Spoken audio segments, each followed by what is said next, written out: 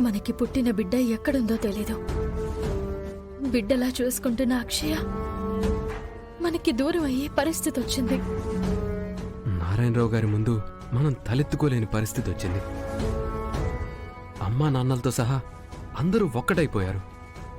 వాళ్ళతో పోరాడడానికి మన బలం సరిపోవడం లేదు.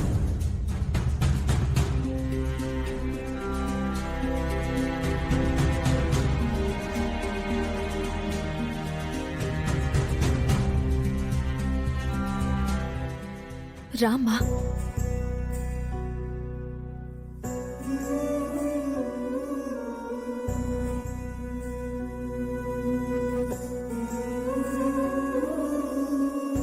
నా గురించే మీరు ఆలోచిస్తున్నారని నాకు తెలుసు.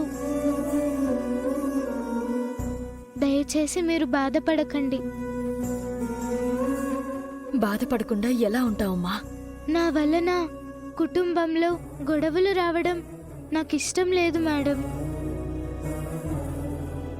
ఎలా వచ్చానో అలాగే వెళ్ళిపోతాను. తెల్లవారితే వెళ్ళిపోతాను.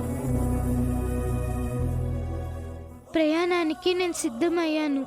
అమ్మా, అలా అనొద్దమ్మా. ఆ మాటలు వినడానికి కూడా చాలా బాధగా ఉన్నాయి. మీ ఇంటితో సంబంధం లేనిదాన్నైనా సరే ఇన్ని రోజులు మీ ఇంట్లో ఉన్నానంటే అందుకు కారణం మీరు. ఈ అనాథకు ఈ కొద్ది రోజులైనా ఇన్ని బంధాల మధ్య గడిపే అవకాశం కలిగించారు. అందుకు నాకు ఎంతో సంతోషంగా ఉంది. వెలుతురు రావాలని కోరుకోవడం ఆశ. ఆ వెలుతురు జీవితాంతం ఉండిపోవాలని కోరుకోవడం దురాశ అని నాకు తెలుసు.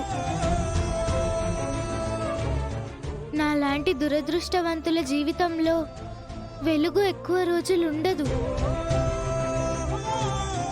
అది నా నుదుటి రాత. అందుకు మీరు బాధపడాల్సిన అవసరం లేదు.